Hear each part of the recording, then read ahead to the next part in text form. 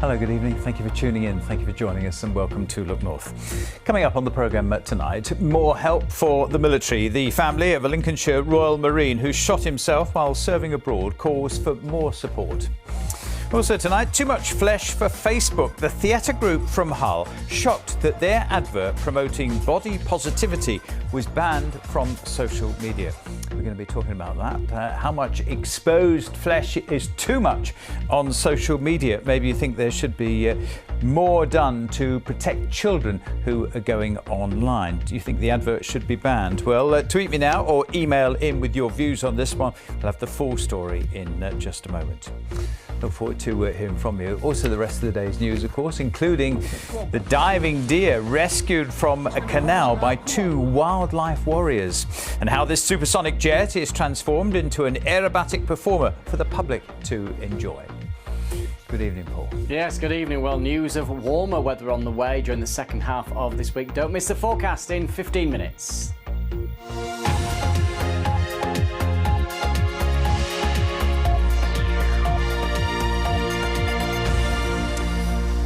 This is Royal Marine James Holloway. He took his own life while serving in the Middle East in 2017. Now his family is calling for more mental health support for service personnel. James was 25 and from Billingborough near Sleaford and had just split up with his girlfriend. His mother says that there should be awareness of emotional trauma and more understanding in the armed forces of the stress it can cause. Natasha Turney has this report.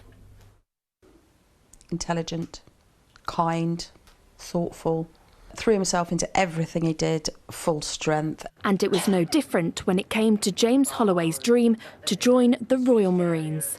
But it was on his first deployment with 42 Commando, following a breakdown in his relationship with his girlfriend, that his colleagues say he became withdrawn and not himself. I think that was the beginning of him not believing in himself again. I think he thought he'd failed and failure was just too much for him to bear.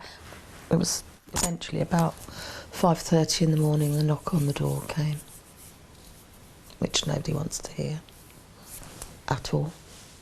In an inquest into James's death, the coroner concluded that Royal Marine Holloway took his own life following a breakdown in his relationship with his girlfriend.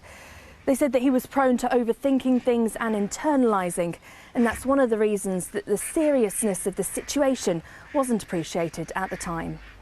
James's mum wants that to be different for others like him, suffering in silence. Talk.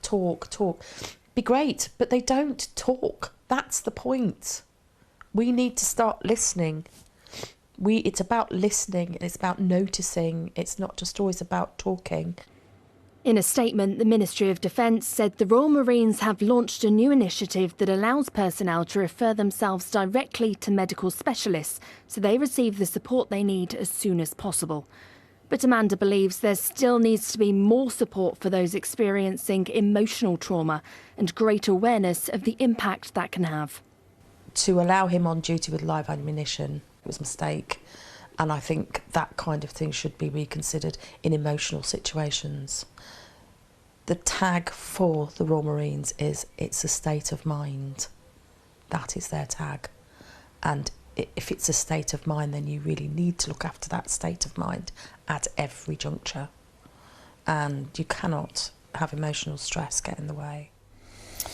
That's Amanda Gray. Well, joining me in the studio is Derek Hardman, who founded the Armed Forces and Veterans Breakfast Club network in East Yorkshire. He's here now. Derek, good evening to you. Good evening. A very, very sad story, and I guess this, sadly, won't be the only one. Well, hopefully it's not something that happens regularly amongst serving soldiers and you know. But it's fair to say, isn't it, just because you carry a gun and wear a uniform, it doesn't necessarily mean that you are hard and without worries that the rest of us have. That's very true, but the nature of military training means you have to have a certain mental resilience. I mean, it's as much mental as it is physical when you join up. But having said that, we are all tested for our physical fitness. Perhaps we should think about, soldiers, sailors, airmen being tested for their mental fitness as well. Off the record, one of the problems when I said was mental health wasn't dealt with at all, and it was a stigma. And if you mentioned your mental health, that you had issues with it, it went on your docs, as you used to say, on your documents. Yeah, because I mean, is there pressure not to show emotion or weakness for fear that it could hold? And this is what Amanda thinks: hold back career progression or exactly your prospects. Exactly that. That was the issue when I served. Was your career prospects would be in danger if you admitted to any kind of weakness, whether it was physical or mental. So. Do you agree with this mum who's saying if there has been an emotional breakdown with a relationship or death, that they should be taken off duty for a while? Well, how do you tell? We all have our dark moments, when people are having a dark moment. I mean, I do it now. Certainly had it when it was in. The difference between this young man and me is the fact that I haven't got access to a firearm and some live ammunition, and Just briefly before you go, you founded the network of breakfast clubs for over 27,000 veterans for support. Now, the Prime Minister has said that you should be truly proud of your work, and you're getting this Points of Light award. How does it feel? Amazing. I'm very, very, very humbled, but it's got to be put back to the people that have taken up the baton and run with it. We've worked very hard on it for young men like this. When did you get it? Saturday from Graham Stewart MP at Beverley at the Breakfast Club. So it's very, very well deserved. Derek, thank you very much. Good to see you. Thank you very much, Steve, for coming in.